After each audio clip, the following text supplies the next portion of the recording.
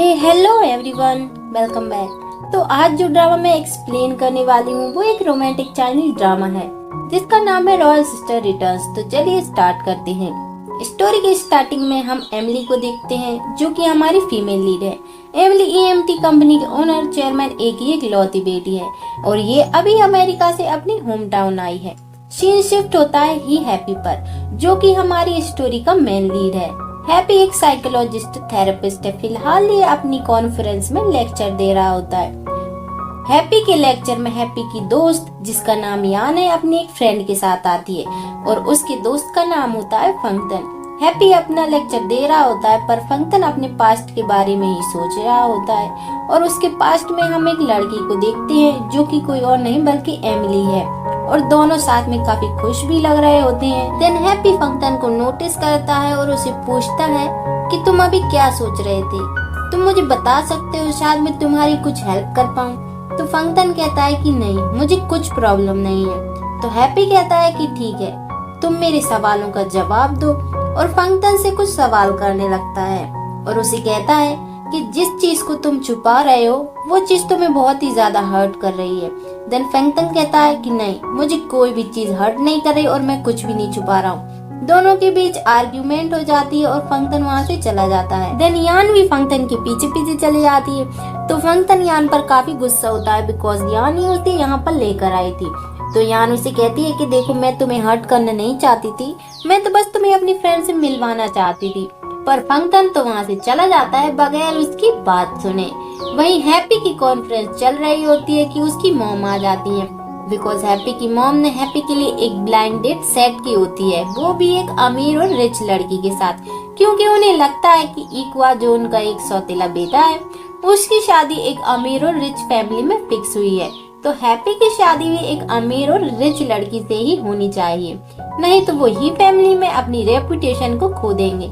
पर happy in सब में बिल्कुल भी इंटरेस्टेड नहीं होता, पर अपनी मॉम की वजह से वो उस लड़की से मिलने के लिए रेडी हो जाता है। अगले सीन में हम एमिली को देखते हैं जो होटल में अपने डैड से मिलती है, पर वो उन्हें देखकर कुछ ज्यादा खुश दिखाई नहीं देती। चेयरमैन ए ही एमिली को आज रात की पार्टी के लिए तैयार होने का बोलकर वहाँ से चले जाते हैं, पर एमिली को देखकर ऐसा लगता है कि उसे इस सब से घंटा कोई फर्क नहीं पड़ने वाला। वो अपने रूम में से अपना पर्स और मोबाइल उठाती है और बाहर जाने के लिए जैसे ही दरवाजा खोलती है तो बाहर उसके लिए बॉडीगार्ड खड़े होते हैं। तो एमिली उन्हें बातों में लगाकर भागने का काफी ट्राई करती है पर वो ऐसा नहीं कर पाती। वहीं दूसरी तरफ हैप्पी उसी होटल में उस अमीर लड़की से मिलने आता है जिसका नाम होता है नाना। देन एमिली रूम में पगलाई हुई होती है क्योंकि उसे जाना होता है बाहर पर वो जा नहीं पाती और उसकी नजर पड़ती है खिड़की पर जिसे एक वर्कर साफ कर रहा होता है।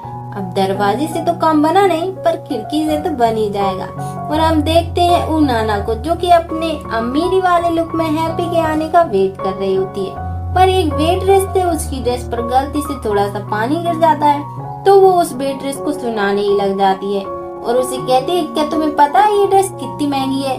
तो वो स्टाफ उससे माफी मांगने लगती है और उस ड्रेस को ड्राई क्लीन करने का बोलती है और ड्राई क्लीनिंग की बात से तो नाना को और भी ज्यादा गुस्सा आ जाता है और वो उसे कहती है कि तुम्हारी इतनी हिम्मत कि तुम मेरी ड्रेस को ड्राई क्लीन करोगी। और तभी वहाँ पर आ जाता है हैप्पी और नाना को देखकर मन ही मन सोचता है कि ये तो बहुत ही वियर्ड और बॉसी टाइप्स है, इसके लिए मुझे जेंटलमैन के जैसे बिहेव करने की क्या जरूरत। और स्टाइलिश वॉक करते हुए नाना के पास जाता है तो नाना तो उसे देखते ही उस पर फुल टू फिदा हो गई थी और उसके आते ही उस पर लाइन मारने लगती है। पर हैप्पी उसे साफ साफ बोल देता है कि देखो, तुम मेरे टाइप की बिल्कुल नहीं हो और मैं उम्मीद करता हूँ कि तुम भी अपने पेरेंट्स को ये बता दोगी कि मैं तुम्हें बिल्कुल पसंद नहीं आया और होप हम दोबारा कभी नहीं मिलेंगे। और वहाँ से जाने लगता है पर नाना का तो ईगो हर्ट हो जाता है। वो हैप्पी को रोकती है और उसे कहती है कि पहले तो तुम 1 घंटा लेट आए, इवन इसके लिए मुझसे माफी तक नहीं मांगी और मुझे इतना कुछ सुना दिया। तो हैप्पी उसे कहता है कि पहले तुम अपने आप को देखो और अपनी ड्रेसिंग सेंस को देखो, बिल्कुल हॉली किटी की जैसी लगती हो। ओके, अब मेरा टाइम वेस्ट मत करो और वहाँ से चला जाता है। अब नाना का तो फुल टू इंसल्ट हो जाता है। देन वो वर्कर एमिली की रूम से बाहर निकल रहा होता है पर सभी गार्ड्स उसे पकड़ लेते हैं क्योंकि अंदर तो मिली थी तो ये बंदा अंदर से कैसे निकल रहा है। और वो सभी रूम में जाकर देखते हैं तो मिली तो वहाँ थी नहीं, बिकॉज वो तो खिड़की से भाग ली थी। सभी गार्ड्स एमिली को ढूंढने में लग जाते हैं। वहीं हैप्पी अपनी कार के पास जा रहा होता है। तभी एमिली जो नीचे उतर रही होती है रस्सी से, उसका पैर हो जाता है स्लिप और वो बेचारे हैप्पी के ऊपर गिर जाती है। लो फर्स्ट मीटिंग में ही बेचारे बंदे की तो हड्डी पसली ही तोड़ दी।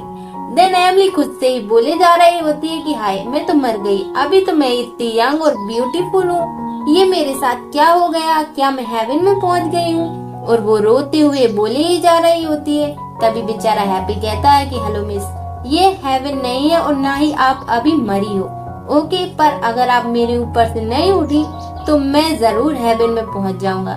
देन एमिली आंखें खोलती है और देखती है कि ये आवाज कहाँ से आई और वो बिल्डिंग की तरफ देखती है और उस कहती है कि मैं इतनी ऊपर से गिरी और फिर भी बच गई। देन एमिली हैप्पी के ऊपर से उसे थैंक्स कहे जा रही होती है उसकी जान बचाने के लिए, जो कि बहुत ही फनी था। देन हैप्पी उसे कहता है कि तुम आखिर कर क्या रही थी, क्या तुम सुसाइड करना चाहती थी। तो एमिली कहती है कि नहीं, ये मेरे प्लान का पार्ट थोड़े ही था, वो बस भागना चाहती थी। हैप्पी कहता है क्या तुम मेरे ऊपर से उठ सकती हो। तो एमिली उसके ऊपर से उठती है और उसकी खड़े होने में उसकी हेल्प भी करती है। तो हैप्पी उसे कहता है कि तुम इतनी यंग हो तो तुम सुसाइड क्यों करना चाहती थी। तो एमिली उसे कहती है कि अब चलो छोड़ो ये सारी बातें। तभी एमिली को ढूंढते हुए उसके गार्ड्स आ जाते हैं। तो एमिली हैप्पी के पीछे छिप जाती है और तभी वहाँ पर आ जाती है नाना, जो एमिली को हैप्पी के साथ देखकर उसे उसकी गर्लफ्रेंड समझ लेती है और उसे कहती है कि तुमने मुझे छोड़ दिया और सीक्रेटली इसके साथ डेट कर रहे हो, हाउ इम्प्रेसिव, मुझे नहीं पता था कि तुम्हें इस टाइप की लड़कियां पसंद है। इस पर एमिली भी उसे काफी कुछ सुना देती है। तो नाना कहती है कि तुम्हें पता है कि मैं कौन हूँ और तुम मुझसे ऐसे कैसे बात कर सकती हो। तो एमिली भी कहती है कि मुझे कोई फर्क नहीं पड़ता कि तुम जो भी हो, और क्या तुम्हें पता है कि मैं कौन हूँ। पर वो बताते बताते रुक जाती है, क्योंकि अगर उसने अपनी असली पहचान बता दी तो उसकी पोल खुल जाएगी। और वो हैप्पी को पूछती है कि क्या तुम इसे जानते हो। तो हैप्पी मना कर देता है कि वो तो नाना को नहीं जानता। तो एमिली नाना को कहती है कि देखो ये भी तुम्हें नहीं जानता कि तुम कौन हो।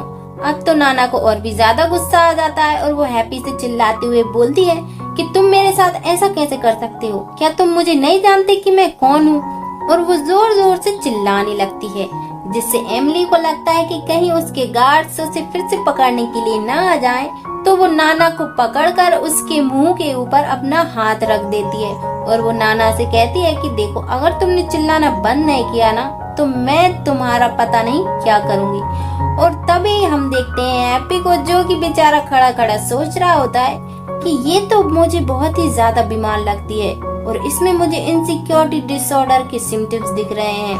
अब वो डॉक्टर है तो उसे बीमारी नजर आएगी। देन वो नाना को चिल्लाने से मना करता है और एमिली को कहता है कि ठीक है मैं तुम्हें प्रोटेक्ट करूंगा, ओके। तो एमिली कहती है कि ठीक है मुझे यहाँ से जाना है अभी, बिकॉज उसे वहाँ से भागना होता है। अब हैप्पी कहता है कि ठीक है ये मेरी कार है। तो एमिली जल्दी से नाना को छोड़कर कार में बैठ जाती है और दोनों वहाँ से चले जाते हैं। देन हैप्पी सोच रहा होता है कि ये तो ज्यादा ही बीमार है और इसे लगता है कि कोई इसे हर्ट करना चाहता है। वहीं एमिली तो बहुत ही ज्यादा खुश थी बिकॉज वो फाइनली वहाँ से भागने में कामयाब जो हो गई थी। तभी हैप्पी उसे पूछता है कि तुम सडनली इतनी ज्यादा खुश कैसे हो गई। तभी हैप्पी को एक कॉल आ जाती है। तो वो लेडी उसे बोलती है कि मैं एक कुरियर करने के लिए आई थी पर आप तो हो नहीं। तो हैप्पी उसे बोलता है कि आप उस कुरियर को मैनेजमेंट ऑफिस में दे दीजिए और उसे वहाँ का एड्रेस बोल देता है। और एमिली से पूछता है कि तुम आखिर वहाँ पर कर क्या रही थी, क्या सुसाइड करना चाहती थी। देन एमिली कहती है कि क्या तुम्हें सच में लगता है कि मैं सुसाइड करने वाली थी। तो हैप्पी कहता है कि हाँ। देन एमिली कहती है कि डियर मेरी लाइफ बहुत ही ज्यादा कीमती है, मैं मरना नहीं चाहती थी। तो हैप्पी उसे पूछता है कि तो आखिर वहाँ से तुम कूदी क्यों। देन एमिली उसे सच तो बता नहीं सकती थी कि वो वहाँ से भाग रही थी। तो वो झूठ बोल देती है कि वो एक हाई रिस्क विंडो क्लीनर है और वो अपना काम कर रही थी, पर ये उसका पहली बार था और वो एक्सीडेंटली वहाँ से गिर गई। पर हैप्पी को उसकी बातों पर यकीन नहीं होता और वो उसकी कंपनी का नाम पूछता है। तो एमिली उसे कहती है कि तुम्हें क्या करना है मेरी कंपनी का नाम जानकर। तो हैप्पी कहता है कि मैं तुम्हारी कंपनी पर केस करूंगा और उनसे कंपनसेशन लूंगा।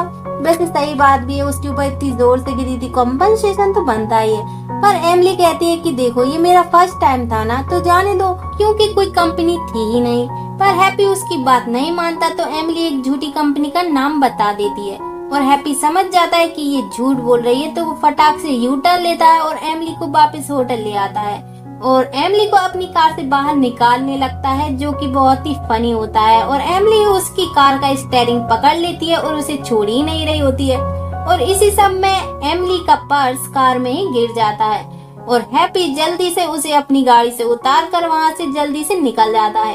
अब बेचारी एमिली वहाँ खड़ी तो रह नहीं सकती थी, इसलिए जल्दी से वो एक टैक्सी करती है और वहाँ से निकल लेती है, इससे पहले कि उसे कोई देख पाए। वहीं चेयरमैन ए गार्ड्स पर चिल्ला रहे होते हैं, क्योंकि उनके होते हुए भी एमिली वहाँ से भाग गई और वो कैसे भी एमिली को ढूंढने का बोलते हैं। देन हम इक्वा को देखते हैं, जो कि हैप्पी का स्टेप ब्रदर है और इसकी एक बोर्ड मीटिंग चल रही होती है और सभी लोग डिस्कस कर रहे होते हैं कि इस साल हमें कुछ ज्यादा ही नुकसान हुआ है। तभी वहाँ पर चेयरमैन ही आ जाते हैं, जो इक्वा और हैप्पी के फादर हैं, और वो अनाउंस करते हैं कि ईएमटी कंपनी हमारे साथ काम करने वाली है, क्योंकि इक्वा की शादी ईएमटी कंपनी के ओनर की बेटी, जो कि एमिली है, उसके साथ फिक्स हो गई है। ये सुनकर सभी बोर्ड मेंबर काफी खुश होते हैं, पर इक्वा को तो शौक ही लग जाता है। देन मीटिंग खत्म होने के बाद इक्वा अपने डैड से कहता है कि वो ये शादी नहीं करना चाहता, पर उसके डैड उसे कहते हैं कि बेटा जी, अगर आप ये शादी नहीं करना चाहते तो ही ग्रुप और अपनी पोजीशन को तो भूल ही जाओ और चुपचाप से आज रात की पार्टी के लिए तैयार होकर आ जाना। देन हम हैप्पी को देखते हैं, जो कि अपनी पेशेंट की थेरेपी के लिए उसके घर जाता है और उसकी पेशेंट का नाम है लीसा। लीसा को मेंटल प्रॉब्लम है, क्योंकि उसके बॉयफ्रेंड ने उसे छोड़कर उसकी बेस्ट फ्रेंड से शादी कर ली। वहीं दूसरी तरफ नाना बहुत गुस्से में अपने घर आती है, तो उसकी मॉम उससे उसकी डेट के बारे में पूछती है, पर नाना तो बहुत गुस्से में थी और अब तो वो हैप्पी से रिवेंज लेना चाहती थी। तो वो अपनी मॉम से बोल देती है कि हाँ मॉम, हमारी डेट बहुत ज्यादा अच्छी थी और हम एक दूसरे को पसंद आए और मैं तो अब बस उसी से ही शादी करना चाहती हूँ। वहीं एमिली किसी पीटर नाम के बंदे को ढूंढ रही होती है, तो टैक्सी ड्राइवर उसे बोलता है कि मैडम, आपने मेरा इतना टाइम वेस्ट कर दिया है, अब आप मुझे मेरे पैसे दो जिससे कि मैं यहाँ से जाऊँ। तो एमिली अपनी पॉकेट में पर्स के लिए जैसे ही हाथ डालती है, पर उसे उसका पर्स नहीं मिलता, क्योंकि वो तो हैप्पी की कार में गिर गया है। देन टैक्सी ड्राइवर बोलता है कि अगर पैसे नहीं थे तो बैठने की क्या जरूरत थी, तुम्हें बस फ्री में घूमना था। पर एमिली बोलती है कि नहीं, मेरे पास पैसे थे। तो वो ड्राइवर बोलता है कि अगर थे तो ला दो मुझे। देन एमिली को याद आता है कि शायद हैप्पी की कार में उसका पर्स गिर गया है, तो अब वो उसके पास ना तो पर्स है और ना ही वो यहाँ पर किसी को जानती है। और इतने पर ही वो टैक्सी ड्राइवर पुलिस को कॉल करने लगता है, तो बेचारी एमिली उसे रोकती है और उसे कहती है कि तुम मुझे मेरी फ्रेंड के पास ले चलो, मैं वहाँ से पैसे लेकर तुम्हें दे दूंगी।